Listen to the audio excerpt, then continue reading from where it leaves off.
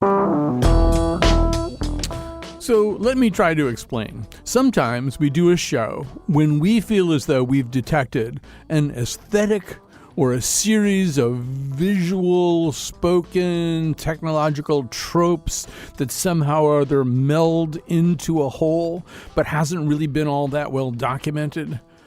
This is one of those this is one of those shows. And it did come to me because I was looking at some advertising for whiskey pods. So this would be some kind of pod-like thing that you could hold in your hand that was, I guess, dissolvable in your mouth. And then behind that membrane was whiskey. I looked into the company. They also make similar things. You know how when you see like a marathon runner go by and people hand that person a cup of water? Well, that's a little bit awkward. So the whole idea is you just hand them a pod that would contain hydration material. They'd put it in their mouths and keep running, I guess. And sounds like a joking hazard. And of course, there's Tide Pods, which people want to use the same way, even though they really shouldn't. It's detergent. It's toxic. They don't want to do it that way. And then we thought a little bit more about Keurig pods and iPods and the pod brand of kind of moving storage units. And we realized there's a pod thing happening. And we wondered if anybody else had noticed. And so whenever I have an idea like this, I turn it over to producer Josh Nalea. He's the guy who can go after these things. And he found a series of people who do want to talk about this, including, well, we'll talk right at the end of the show also about Invasion of the Body Snatchers, which for a while promulgated the term pod people as kind of a dangerous form of the other, capital O. But that's, maybe a couple of decades back. There's something else happening right now. And then Josh found the absolute perfect guest. This is the person we were looking for, and there may be only one such person in Western civilization. It's Blanka Domagalska, lecturer at Otis College of Art and Design, teaching courses on product design with expertise in art history, media and cultural theory, philosophy, and aesthetic liminality. Somebody who happens to have been thinking about exactly this question. And before I get her going on this question, let's just hear a little clip that kind of sets up some of the premises I just described. Sleep is fitness. Introducing the 8 Sleep Pod, the only bed featuring dynamic temperature regulation. What if you're struggling to keep your eyes open during the day? Some enlightened companies are installing these nap pods so their staff can have a snooze during office hours. And when it was clear living 30 feet away had to change to living 3,000 miles away, they made the right move and called pods. Pods, the right move for your move. We believe in a wireless future. This belief drove the design of our new wireless AirPods. Introducing Tide Pods, the biggest innovation on the Tide brand in nearly 3 decades. All right, so Blanka Domagalska, you listen to that, and obviously there is something happening here. And you associate it with a term called liminality. Liminality refers to the word for threshold. So we're on the threshold between something and something else. What would those two somethings be? Well, it's a sort of a deeper ontological question, really. We have been using our technology for a while now, ever since the Industrial Revolution. We've been sort of indoctrinizing ourselves into a different type of ontology, which is the machine ontology. And it seems perhaps that maybe we are moving from the more sort of anthropocentric ontology into something that is closer to technological ontology. And so I wonder, these are sort of my writings are always sort of wonderings about certain subjects. I wonder if the pod may be actually the nexus point of that transformation. Because like you said, we do have a certain almost compulsion to get into those pods these days, right? Mm-hmm. Like we want to sleep in them, we want to travel in them, we want to read books in them, or have other mediated experiences. And so it is perhaps a nexus of some sort of transformation that we are psychologically undergoing and moving into the next stage, whatever that might be. Right. So in a way, one way of thinking about this would be that the pod would be like the Tibetan bardo, or like a cocoon in which a caterpillar awaits transformation into a butterfly. That there's sort of, if we are at some change point where we become less purely biological and more quote-unquote transhuman, more connected to wearable technology, that the pod is the kind of that little womb-like gestation point. Absolutely. And that sort of prediction and instinct that we have towards that has been very well documented in all sorts of literary and film genres, cyberpunk being one of them. Cyberpunk and horror just teems with pods and transformations and moving from one ontology into another. Also, in a lot of ways, we have been transforming for a while, and you could argue that at this point we are sort of these cyborgian creatures that live very closely with the technology and have a very intimate relationship with technology that sort of was forged in that sort of pod that we are psychologically cocooning ourselves into. So McLuhan talks about the fact that when we make transitions, make transitions in the kind of information technology he was specifically interested in, it occasions anxiety. And I sort of feel that in what you're saying, in my experience. Like some of these things that we're talking about make me nervous about what they mean, nervous about what they portend. But I've also experienced another kind of anxiety recently that I think is right where you're talking, and I'll describe it to you. So a couple of years ago, I got the kind of earbuds that are part of the brand of AirPods. It's a different brand, but the whole idea is it's a Bluetoothed earbud. So I put it in my ears, and there's no wire connecting it to anything. And within the last 3 or 4 days, they've had a problem. They're malfunctioning. They might be dying out. And I've had to go back to the old kind of earbud, which is those iPod earbuds with they're white and they have that big white wire going down to the phone. And I'm finding it's really troubling to me. It's like I don't want to be connected in that way. That wire is in my way. It's bothering me in some way. And so maybe I've already made a slight ontological transition to a person who gets things piped into his ears in a much more wearable, less obviously attached way. Absolutely. I mean, it's a very troubling subject, but the way that things are shaping these days, we are actually on the trajectory to ingest our technology in different ways. And by ingest, I mean literally ingest or accept it intravenously even, right? And that sort of ontological shift we may not be ready for just yet. And I think another Canadian, because you have mentioned McLuhan, David Cronenberg actually touched on that subject in a very specific way in pretty much all of his work, where he was working with these hybrid organisms and sort of playing with this idea of technology and media being ingested physically by the body, in fact. So he was, of course, very much ahead of the curve, but 20 years later, today we are actually beginning to experience that sort of very basic ontological shift on the level of our very physicality, right? So, when you're talking about ingestion, we're talking about maybe a near future in which maybe you ingest a little pod full of nanobots that are going to go repair your aortic valve or unkink your colon or something like that. Is that what we're talking about? Or ingest nanobots that are actually going to transform some part of your body in a somewhat more future-seeking way? Absolutely. Nanotechnology is sort of on a rise right now. And already we can deliver very targeted pods, if you will, made out of single molecule carbon sheets that can actually target specific cells in the body. So, there's a practical application of this to things such as cancer treatment, but also I'm sure this is going to evolve into something that we use for entertainment in one way or another. We seem to always find a way to entertain ourselves with our technology. Right, and obviously as something ingestible that you could pair up with virtual reality right away.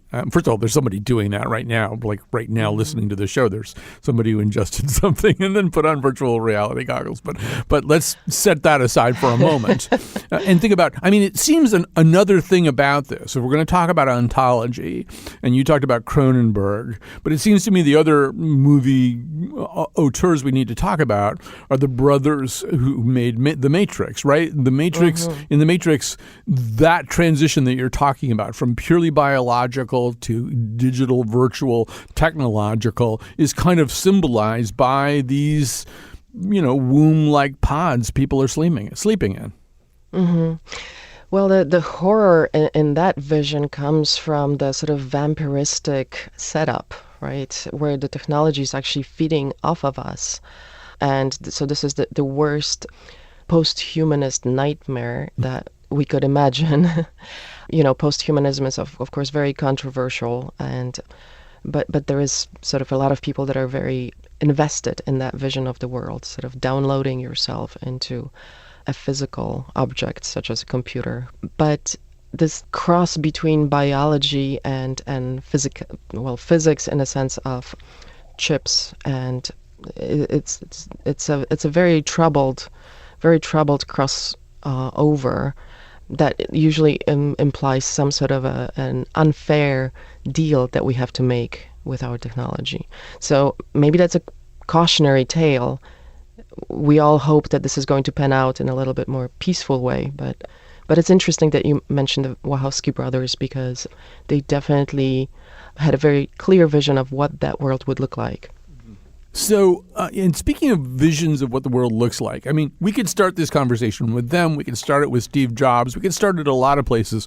But in some ways, that seems a little late in the game. I mean, one could argue that our vision of modernism has always been this kind of sleek, rounded, less ornamented thing. I mean, Bauhaus, whatever it's reacting to the Russian Revolution and a bunch of other stuff. But that aesthetic is a kind of pod-like aesthetic, right? You're going to take all the sharp edges and stuff off of things and take the ornamentation off. And so maybe our idea of modernism is something sleek and undifferentiated. Well, it's interesting that you say that, because modernism is a very much a trope, or ontology of the past 2 centuries at least.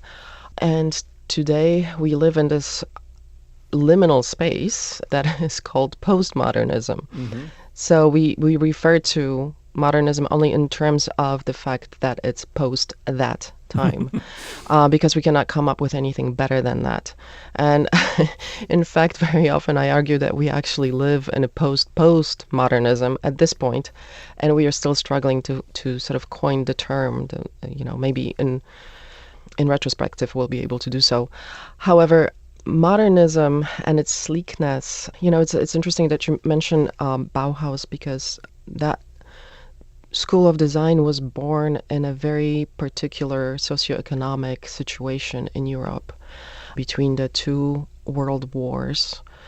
And there was a certain need to address very similar problems that we are addressing these days, which is limited resources, limited space, overcrowding, overpopulation. And so the lack of ornamentation and the sort of focus on the idea that form follows function comes out of just a necessity to preserve resources, really.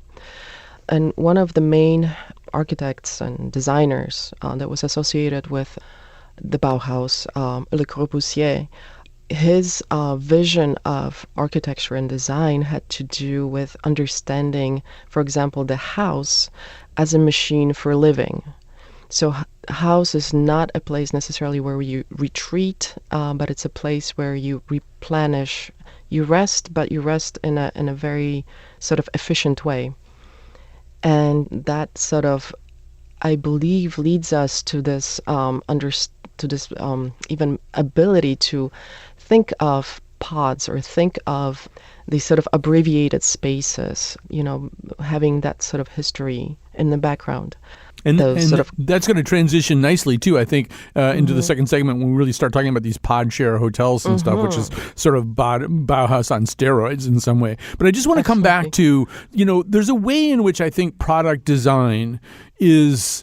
there's a form-following function, and there's a way in which product design kind of expresses a worldview in a given moment, or a zeitgeist in a given moment. But there's also a way in which we sort of deceive ourselves a little bit with it, right? I mean, so yes, as we first started to think about reduction of resources, pollution, damage to the planet, overpopulation, one of the ways that we did that was by creating commercial spaces where you'd go to a health food store and you'd have a scoop and you'd get a whole bunch of legumes and you'd put them in a bag and they weren't all packaged up, and there was at least kind of this idea. It may have been, who knows how those legumes really got there, but there was this idea anyway that we were stepping away from some of the things that were hurting us. And I suppose, as we have Keurig pods and Tide pods and whiskey pods and hydration pods and all these things, there's maybe a sense that they also are a response to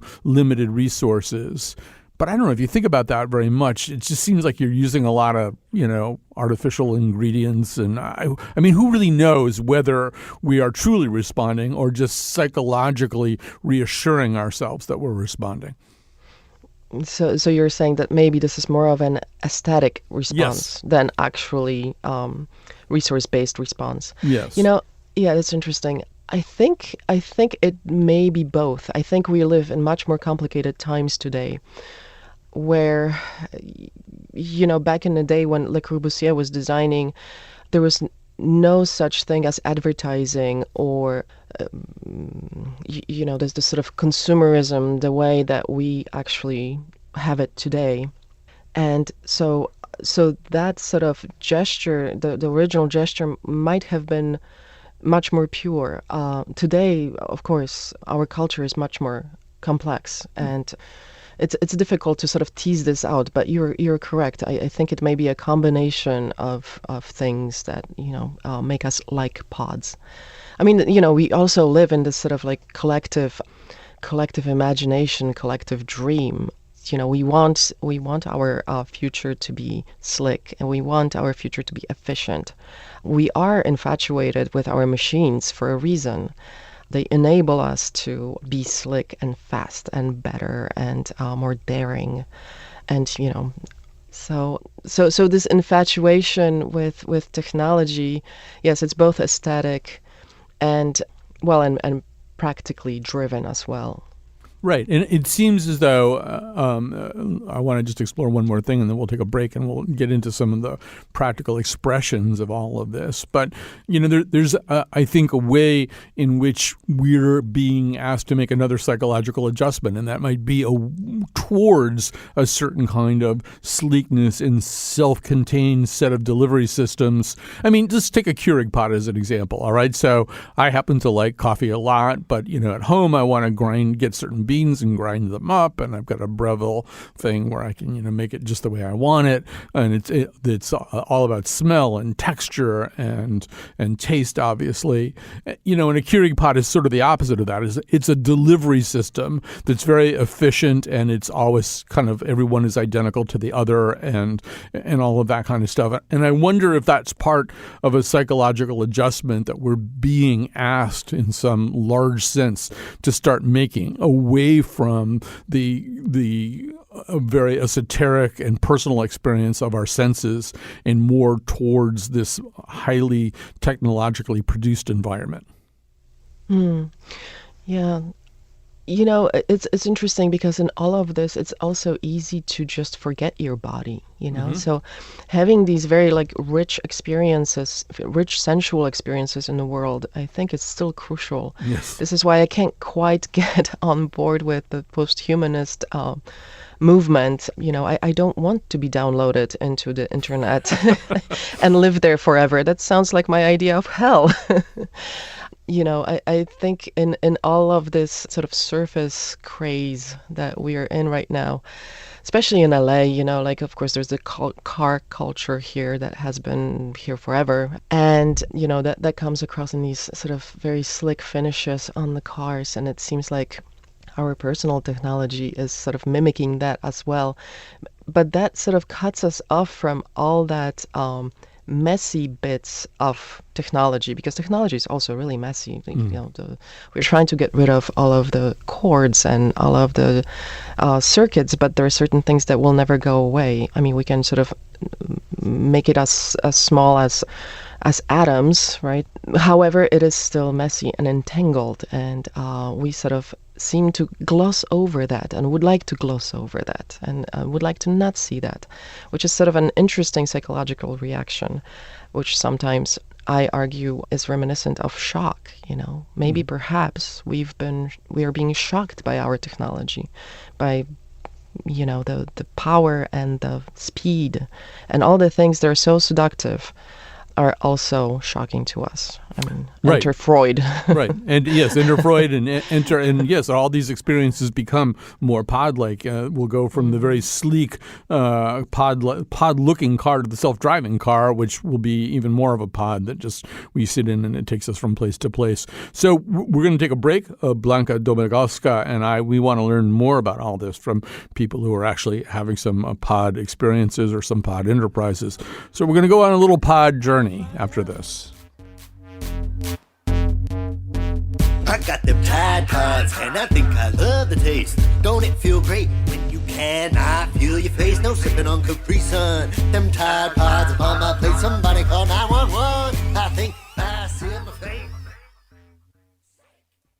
All right, so we're still talking about pods, and still with us, Blanka Domagalska, lecturer at Otis College of Art and Design, teaching courses on product design, art history, media and cultural theory, philosophy, aesthetic liminality. That is that sort of sense of being on a threshold between one state and another, maybe going from biological to more technological.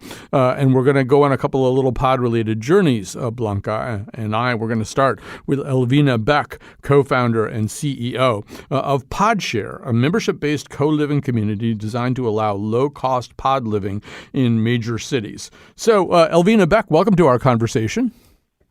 Thank you. And so tell us a little bit more about this. I'm familiar, for example, in Japan, they have the so-called capsule hotels, which basically are a place to sleep for a short period of time. Is PodShare similar to that or different? Yeah, you share pods across a network of expensive neighborhoods, frankly, in the city of Los Angeles, and we have San Diego and San Francisco. The concept is just sharing, and all included. There's food in the fridge, there's toiletries in the bathrooms. You don't have to commit to the space or the people because there's unlimited transfers. So the millennial generation is obviously the most travel bound, thanks to social media, in my opinion, and FOMO. And therefore, at PodShare, you can kind of transfer your housing from different, city or neighborhood at the whim of a thought. So basically, this is partly a response to rising real estate prices, gentrification, people being priced out of their living environments. The Bay Area is certainly, the fault line for all of that. But yes, I'm sure this is also going to work in certain New York neighborhoods and downtown LA and places like that. But in order to do that, Elvina, it requires a psychological adjustment, and I'm probably too old to make the psychological adjustment. In other words, I have to decide that I'm this kind of transferable organism who's not defined by the place I live in, the place I go home to every night, the place I wake up in every morning, that I exist in some other way, right? Yes. And that's the whole idea, right? It's housing in the cloud, because you're probably of the mind that, you have a white picket fence potentially you've grown up on, and there's something that's shifting, I think, in the future generations where we're not committing to 9-to-5s or marriages or cars, sales. We prefer booking travel on our phones and everything around that. And so the whole idea is access, not ownership. So let's go to Blanka on this. Talk about liminality. Blanka Domagalska, it seems like there's some kind of threshold being crossed here. What do you hear in what Elvina says? Well, this is the perfect example of the ontological shift, right? It's a shift in value system.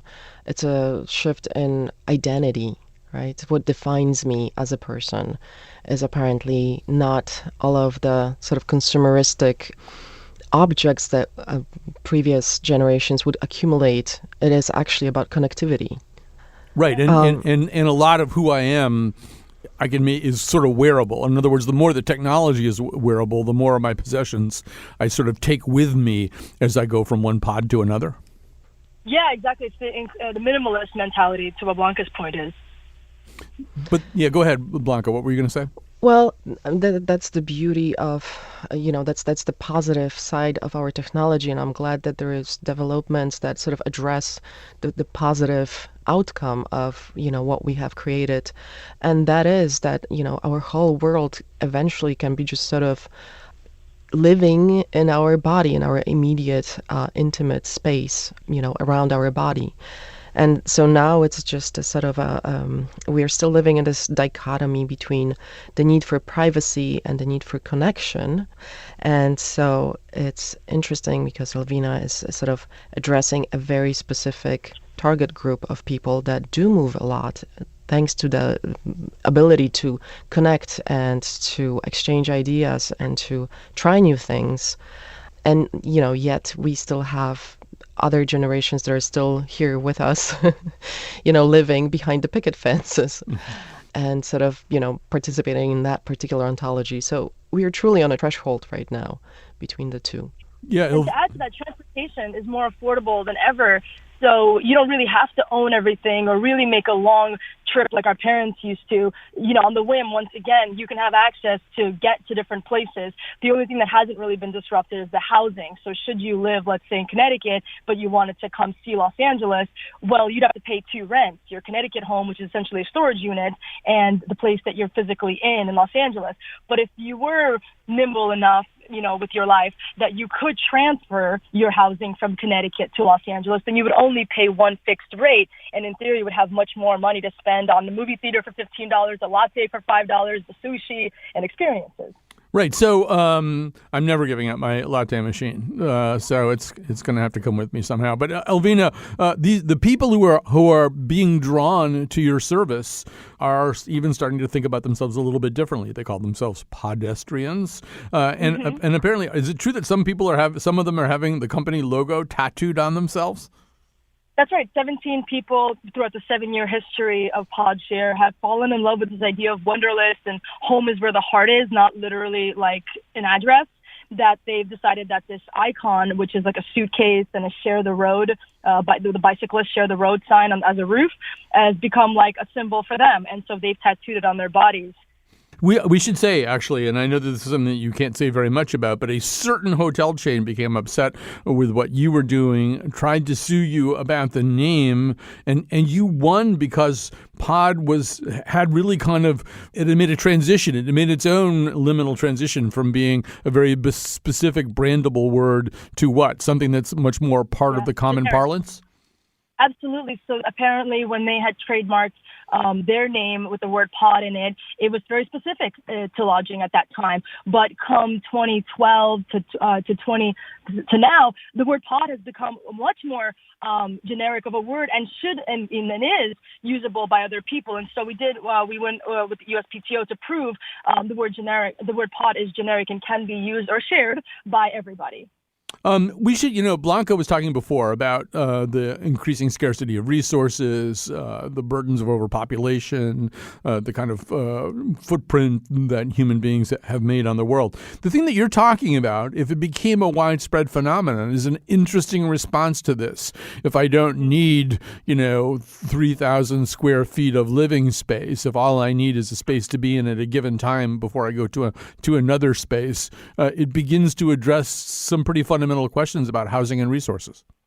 Exactly. And you're talking about densification, which is exactly what Tokyo and Hong Kong and all these cities with overpopulation have to do. They go vertically, right? We have the luxury in the States to go horizontally, but frankly, with overpopulation, that'll be the case. Another point, globalization and bringing the world kind of closer together, is all the diversity that you get with urbanization or densification. And so at Pace, for example, we have all different ages, creeds, and thoughts all under one roof because of the affordability factor. So should you have a lot of money, you can get that white picket fence with a bunch of acres. But if you didn't, you would be stuffing an eight family member, person into one small apartment, because obviously that goes with your socioeconomic status. So the whole idea is people cannot afford the big spaces to themselves, or maybe they don't want to anymore because loneliness is another question mark, which is the irony of technology, where you can FaceTime anyone across the world, but yet, studies show that we're lonelier than ever. Maybe a housing network with a bunch of roommates on rotation is a cure for that. Yeah, I mean, this is all starting to make a lot of sense. And so if you're intrigued by this, if you want to learn more about this, if you want to shed your physical belongings and reality, and at least in terms of the space that you own and spend a lot of time maintaining, look into PodShare. PodShare is Elvina Beck's company. She's the CEO. Thanks so much for joining us for this conversation. And before we transition to our second guest of this segment, Kotaro Aoki, Blanca, it does seem like, that's an ontological shift, right? You decide to stop being a certain kind of human. So many of us are really defined by the place we live, our zip code, our school system that we send our kids to, the street we live on, the resale value of our house. All of that goes out the window, and we actually do become a slightly different organism. Yes, much more sort of permeable organism at that too, right? Like our the picket fence, it's funny because you usually think of this like small cute white picket fence, but that also can stand for just a wall that people put up between themselves and the other. And the other stands as the trope of horror, of course. This is what we're trying to fend ourselves against. Mm-hmm. But in a world of connectivity, there is no other. The other is part of your own flow. There's just flows, right, of energy and of information, and so that particular sort of positive view of the world is taking shape. It's actually taking shape right now. All right, so that transitions us very nicely to our next guest, Kotaro Aoki, former philosophy major at Wesleyan University, self-professed pod napper. This is a thing. That was happening on the Wesleyan campus while he was there. So Wesleyan has these sleeping pods, right? They have, and describe what they look like. So they appear to be lounge chairs enclosed by like some white spheres of plastic, and they look pretty sleek and futuristic looking like machines, basically. Right. So we're back to what Blanca and I were talking about before, about Bauhaus and the kind of sleek ideas of early 20th century modernism. And so typically, like how would you use these pod napping units? Well, it's actually pretty simple. Yeah, you go in there and you shut the door, and you lie down on a reclined seat, and you set a timer about 20 minutes or so. And first, it produces like soothing sounds and rhythms, like acting as a relaxing white noise. And after 20 minutes or so, it kind of gently nudges you by slight vibrations and ambient lighting. So, many decades ago, shortly after the end of the American Civil War, I was in college, and it was not uncommon to walk through the library, particularly during exam time or end of term time, and there would be people asleep there with their jaws agape, lying on various modular library furniture, and just they just would have fallen asleep because they were exhausted. There's a way in which this thing that you're talking about, the picture that I've seen, your legs kind of stick out, but the rest of your body's sort of in there. So is part of the idea that you don't have people looking at you while you're exhausted and taking this power nap?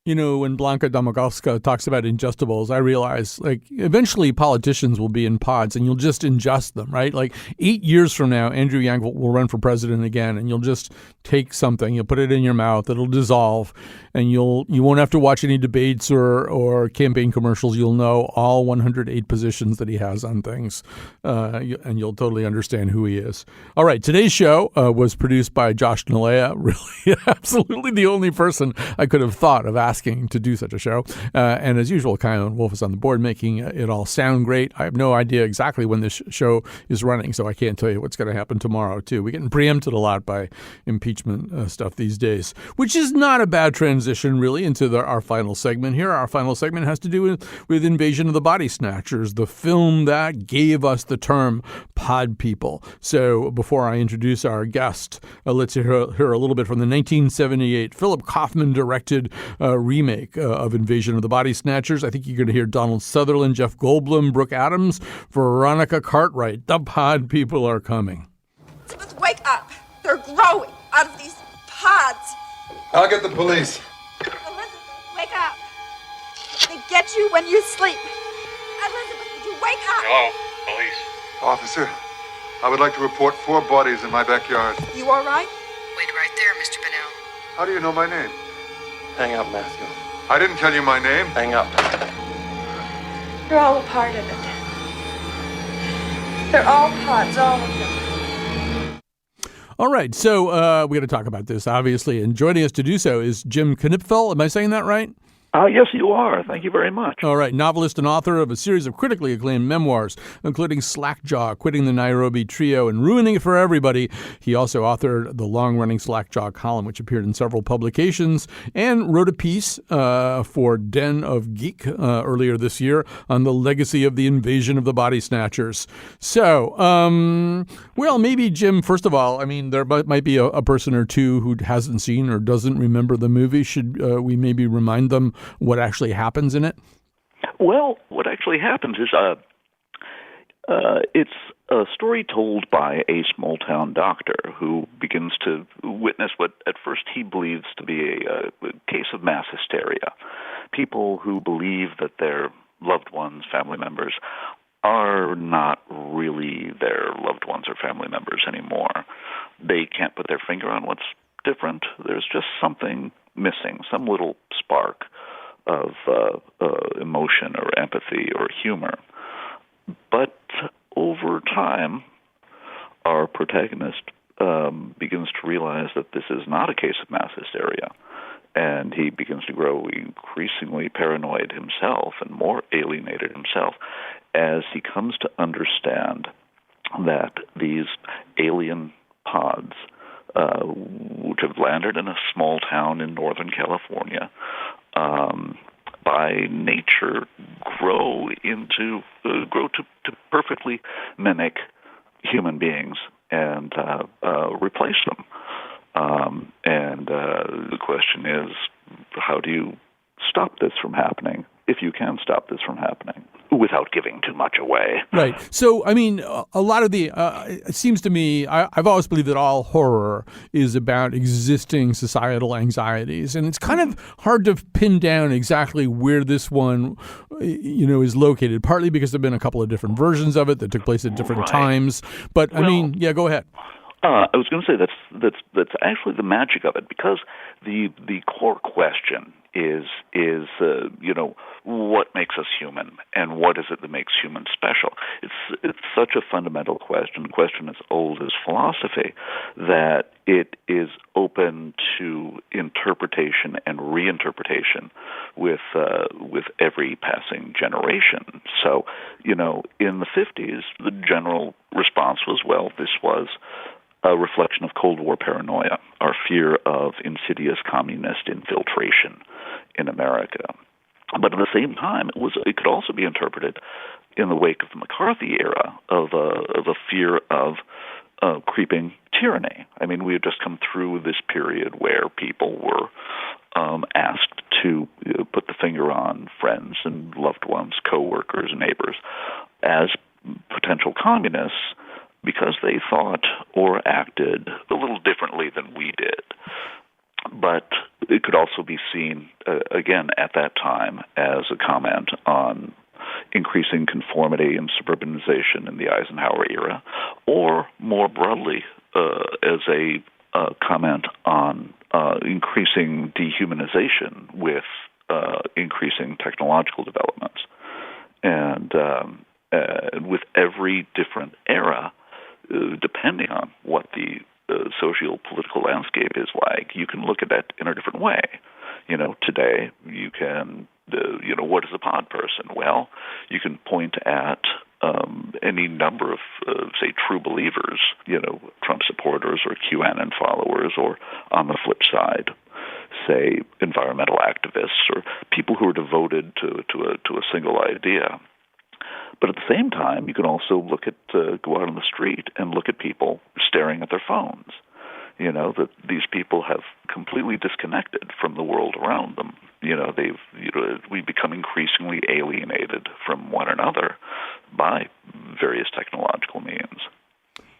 To me also, I start thinking about this, and I start thinking about particularly, I think the one that I remember better is the 78 remake. Sure, and I also think about a lot of the history of psychopharmacology, too, and sort of what's going on there. So, because, affect is such a key to this whole movie. That being doesn't have the same affect as I do. There's something a little bit wrong here. I'm not talking to somebody who's really like me. And that can be lots of different things, right? It can be people from different religions, different political ideologies, different levels of attainment. There's a lot of ways in which somebody can seem different.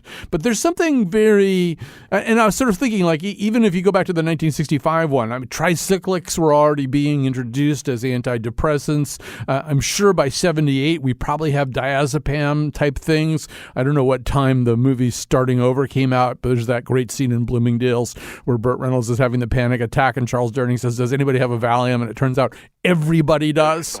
So, I'm just wondering about that too, that one of the things that's beginning to happen is that we have as medical consumers the ability to alter our states of mind in a commercially marketable way. And so the person you're talking to might be on something.